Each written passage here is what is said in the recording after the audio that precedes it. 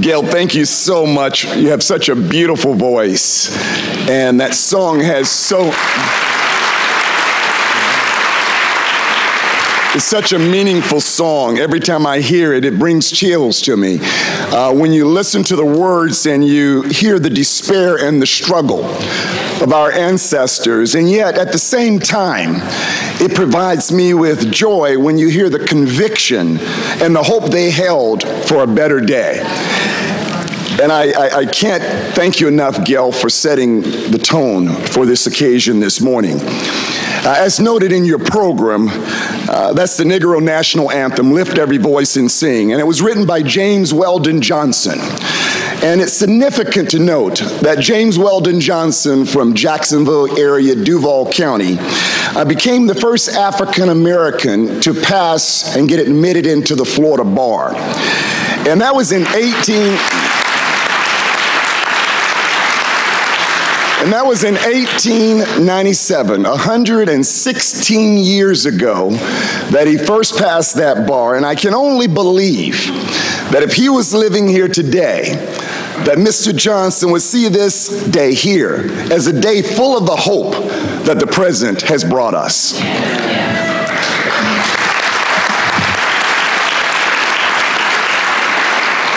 I want to thank Mr. Allen, as he says, Mr. Willie, for his generous introduction. I could not think of anyone who shaped this occasion more perfectly than Mr. Allen, who in 1962 forged the path as the first African-American graduate of the University of Florida School of Law to a remarkable 50-year career that he's winding down this year.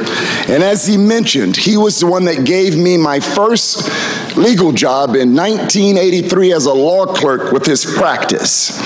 I feel that it's by divine order that he shared this stage with me this morning, because there's no question that I'm here in part due to his legacy, and his fingerprints are upon my life. So I thank you, Mr. Allen.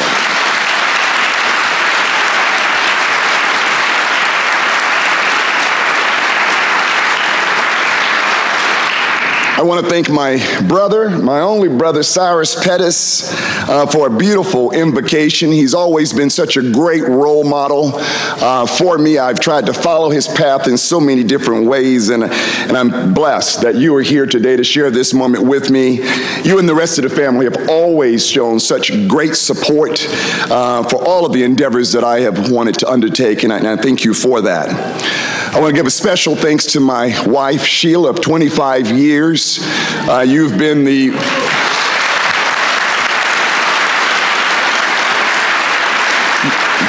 your love and support has been essential. You've been willing to step back and allow me to step forward, and I appreciate that and will forever be indebted to you. Thank you very much. As I looked out in the audience and looked at Chanel and Sade, you just keep reminding yourself how blessed you are. You are two beautiful young ladies, not just externally, but most importantly, internally. And you're the pride and joy of your mother and I's my life. We are so proud of each of you. We're proud of your character. We're proud of your spirit and your ambitions. And we love you to death. I'm blessed to have all 6 of my siblings here, from my oldest sister Gwendolyn, to Toby, to Lydia, to Cyrella, to my brother Cyrus, who is number 5, to my little playmate Mila, who's the youngest sister, and I brought up the rear. I'm bringing up the rear. And it's a blessing to have your family here on these types of occasions. And there's no question in my life that the deeds, the love, the support that y'all have all given me made my life smoother and these opportunities possible. So I thank each and every one of you for your love. There are so many other family members here that I can't name them all. I appreciate everybody being here. I wanted to recognize my Aunt Ruthel, who is the oldest of our clan. She's the sister of my father from Daytona. Aunt Ruthel, thanks so much.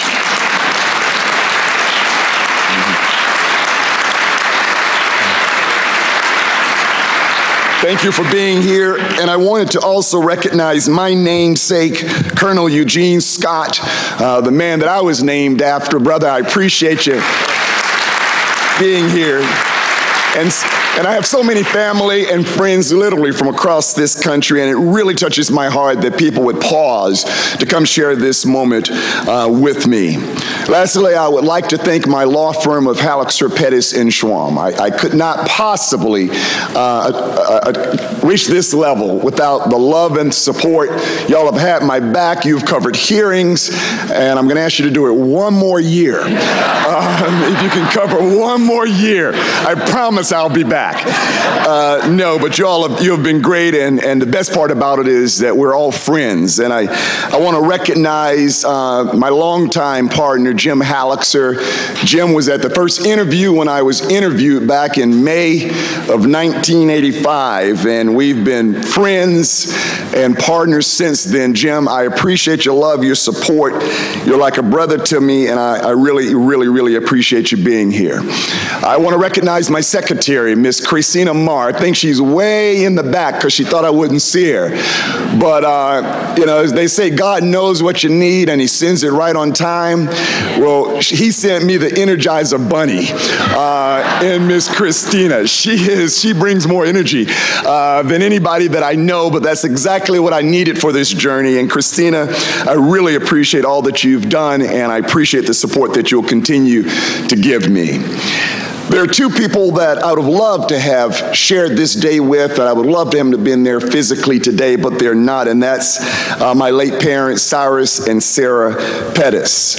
Fortunately, Mom knew before she passed back in February of 2012 that I had been elected as president-elect of the Florida Bar, and that this day would come.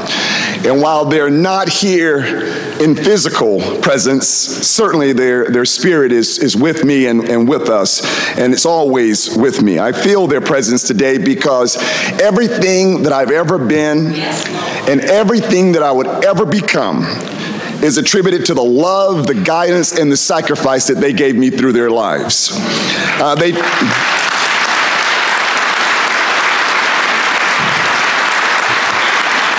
They taught me that I could be anything in this world through hard work.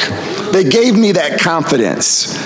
And I have tried and will continue to try for the rest of my life to be worthy of the sacrifices that they've made and what they made with their lives. Gwen, we had a remarkable year. You did an outstanding job as president. I enjoyed serving with you and observing you and learning from you. It's a big chore to take on the presidency. I'll appreciate that more a year from now, but I got a chance to observe you, and you should be proud that you have served your profession well and you've made a difference in our profession. So I thank you for that opportunity.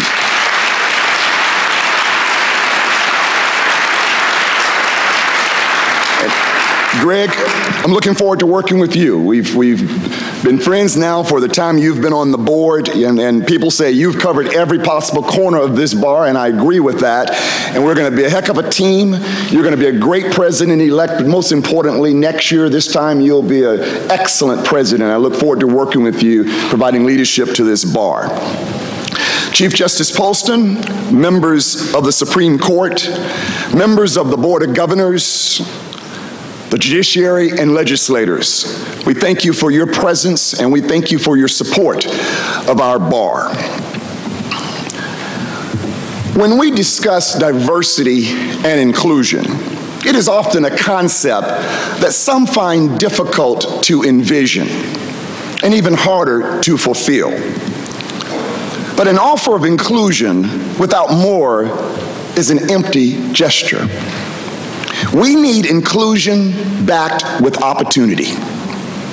Well, today, God has given us a real-life illustration of the transformative potential of giving people a chance in life. When he guided a teenage boy from Fort Lauderdale to the University of Florida in Gainesville, a city that I had never seen, through a pipeline initiative, And with that opportunity, he graduated from the University of Florida with honors, a member of the state's highest collegiate leadership honorary, Florida Blue Key, elected student body treasurer, and inducted into the university's Hall of Fame. That's the power of inclusion backed with opportunity. When a law school directed a student to attend a CLEO program over the summer of 1982 as a prerequisite to make sure he was ready for the law school.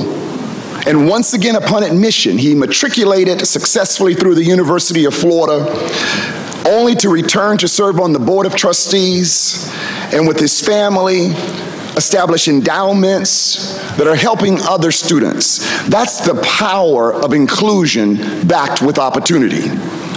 When the law firm of Conrad, Shure, and James decided to hire its first African-American lawyer back in 1985, it opened the door for a career that's been highlighted as a fellow of the American College of Trial Lawyers, Best Lawyers of America, the American Board of Trial Advocates, and many others.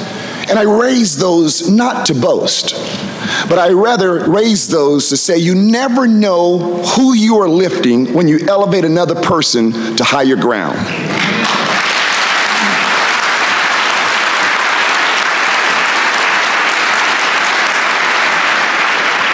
That's the power, that's the beauty of inclusion, and I am the face of such opportunity.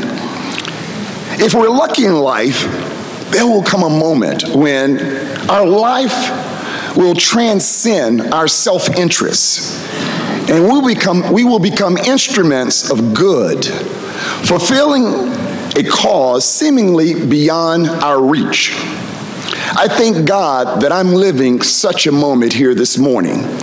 For this accomplishment of presidency of the Florida Bar is an accomplishment that's beyond my individual abilities. There is no doubt this is a watershed moment in our bar's history, but change builds on history.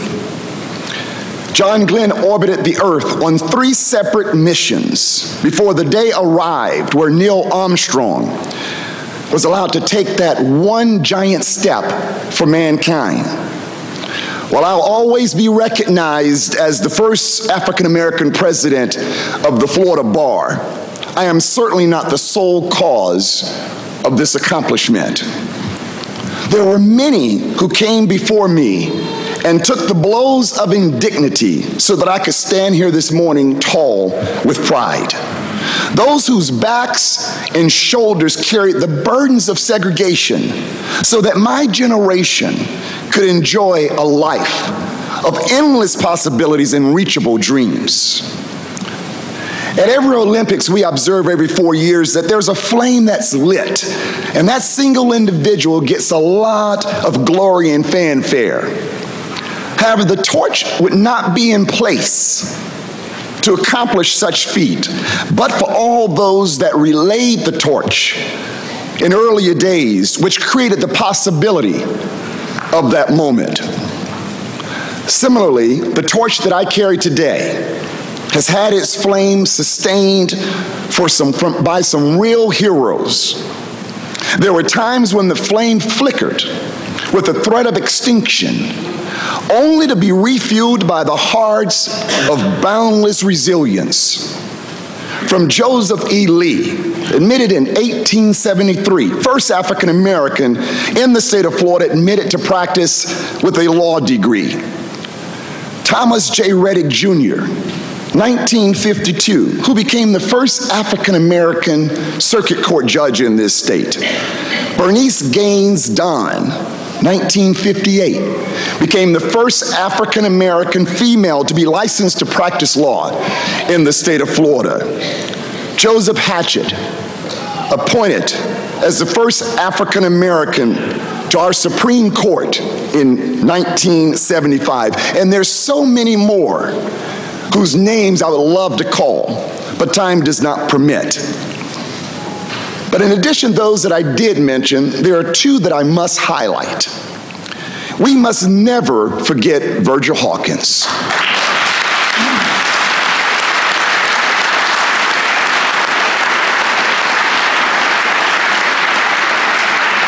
He simply desired to fulfill a dream of attending the University of Florida School of Law, only to be denied by a statewide system of bigotry time and time again, simply and solely because of his race.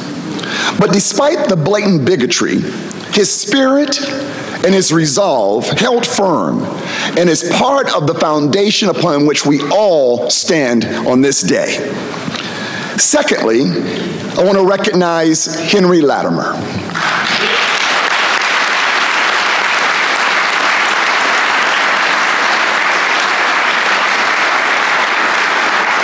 I'm honored to have, and I was trying to see where his family is. I've lost track of them.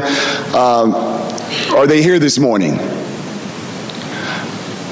They're going to join us a little later, but I spoke with Mrs. Latimer, Mildred Latimer, and they are going to be with us a little later.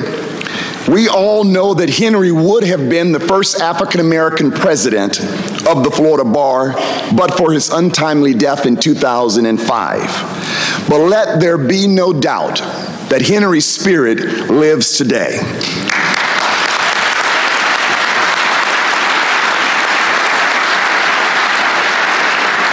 None of us will walk this earth forever, and our work will probably not be done when that hour nears. But if we touch the lives of those amongst us during our journey, then our spirit shall live forever, and our ultimate purpose will be fulfilled. All that I have done this morning is to cross the line of achievement in a race that was started over a century ago. I am the son and the beneficiary of a proud legacy. A legacy that's not just about race, but a legacy that is empowered by its commitment to standing on the right side of justice. A legacy that endured times when hope unborn had died. And a legacy that will continue on until victory is won. Over the next year, we will have several programs and policies under my administration with the support of the Board of Governors. Chief Justice Polston, I assure you that this bar will continue its efforts to maintain a fair and impartial judiciary that is strengthened by a predictable and adequate source of funding. We must also continue to build alliances with our legislators and with the governor's office to create a permanent solution to funding of our judicial system so that funding will not be an annual threat to the integrity of our democracy. We must also ensure that there is transparency and independence in the selection of our Judicial Nomination Committee members.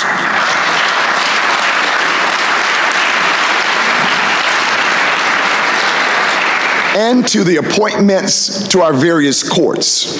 It is important that people of honor and of good character can serve this state and its citizens without a political litmus test. And that's the role that we must work on to make sure we establish and maintain such a system.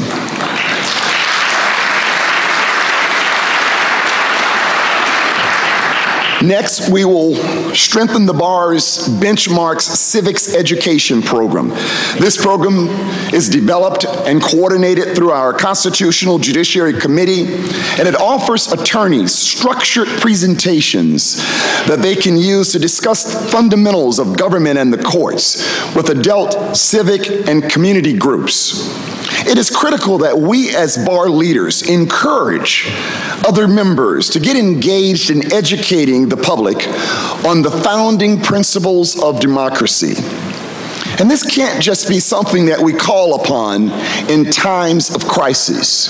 This is something that should be an ongoing part of our efforts as bar leaders and bar members. The cornerstone of my year will be the inaugural Leadership Academy. From vision to reality. We have created what I think is going to be one of the most significant opportunities and institutions this bar has to offer. A one-year curriculum that will enhance and develop leadership skills of individuals who will go on to serve as leaders of our bar, ambassadors of our profession, and servants in our communities across this state. At the heart of this program is the bar's belief that inclusion is the pathway to unity. So many individuals worked hard to help bring this vision to life, from my fellow Board of Governors members to a number of staff that worked really hard. But I called upon a few people in particular to share my vision with, and together we arrived at this moment. I want to give thanks to you, Jack. You were there from day one. You gave me all the support I needed, the vision, the guidance, and we appreciate that. Arnell Bryan Willis, who is our manager of diversity initiatives, she has in the past and continues to this day to give this academy such energy. And Arnell, wherever you may be seated, I thank you for those ongoing efforts. Linda Calvert-Hansen, the director of the Henry Latimer Center of Professionalism. Linda and her staff wrote the curriculum. That's a one-year curriculum that the fellows of the Academy will be undertaking starting 2 o'clock today.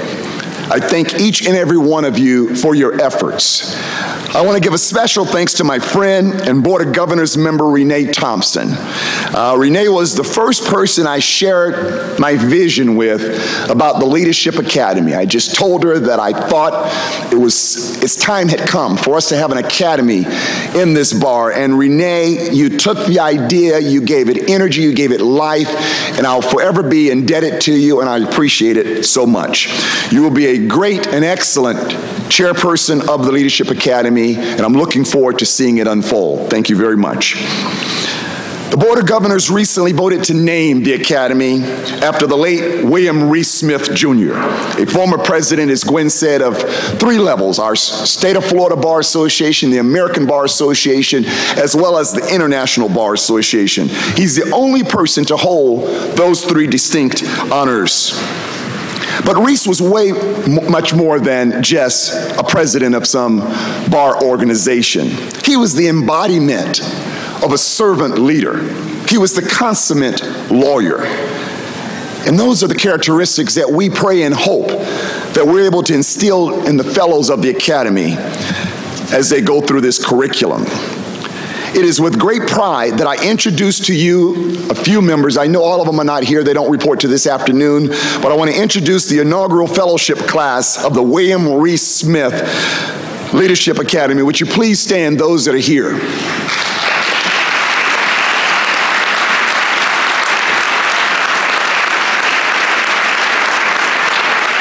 Thank you. We have 59 individuals from across this state, and I submit to you that it's the face of the Florida Bar, and these are the leaders of our future. Lastly, I'm appointing a commission, Vision 2016, which will perform a comprehensive study over the next 3 years of the future practice of law. With Gwen Young and Greg Coleman, we have identified 4 critical areas of the practice of law that are undergoing evolutionary changes. This 3-year study will have President-elect Greg Coleman heading up the technology subgroup. Board of Governors member Ray Aberdeen will be heading up the future of legal education. Board of Governors member Lance Scriven is in charge of bar admissions, and former Board of Governors member Adele Stone will be leading the review of delivery of pro bono legal services. I have asked Board of Governors member Jay Cohen to serve as the administrator of this commission to make sure it stays on track and we get the deliverables that are so needed to create the roadmap to our future to sustain this particular profession. These subgroups will have members from across this bar, from the academics, business community, and lay people who are in areas ancillary to the legal profession. It was John F. Kennedy who stated that change is the law of life, and those who look only to the past or to the present are certain to miss the future. It is time that we look to the future and participate as architects of solutions to the challenges that we will face. That's what leadership is.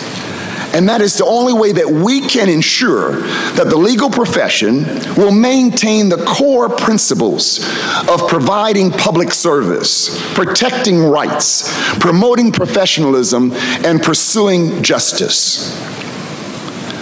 Beyond these programmatic goals that I hold, I want to challenge us to greater heights with the hope of making lasting change and the advancement towards equality for all people. Individually, we can make a difference, and together, we certainly can make a difference. I had a brief conversation recently with Dennis Archer, the first African-American president of the American Bar Association. And he asked me, which is your dominant hand? And I stated to Dennis that I'm right-hand dominant. And he stated to me, as you continue to climb in life, I would urge you to lift yourself up the ladder of opportunity with your left hand and reach back and lift others to greater heights with your dominant right hand.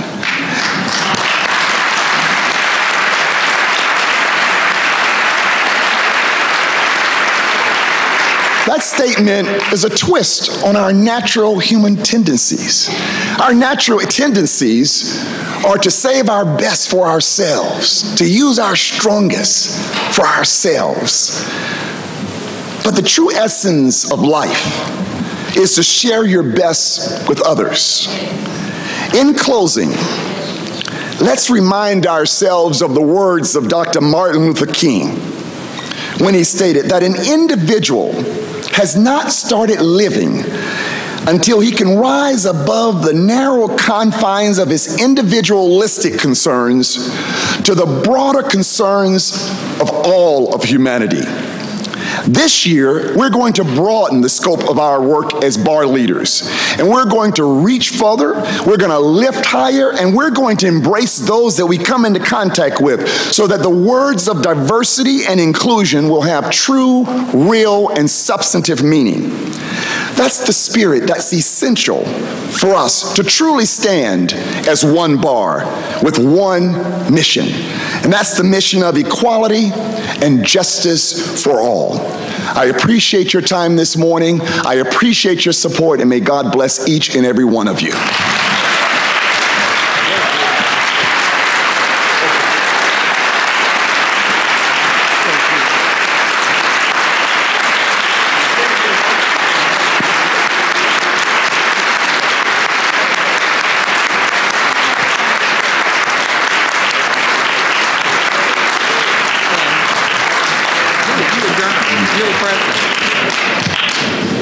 This morning's assembly is now adjourned. Thank you.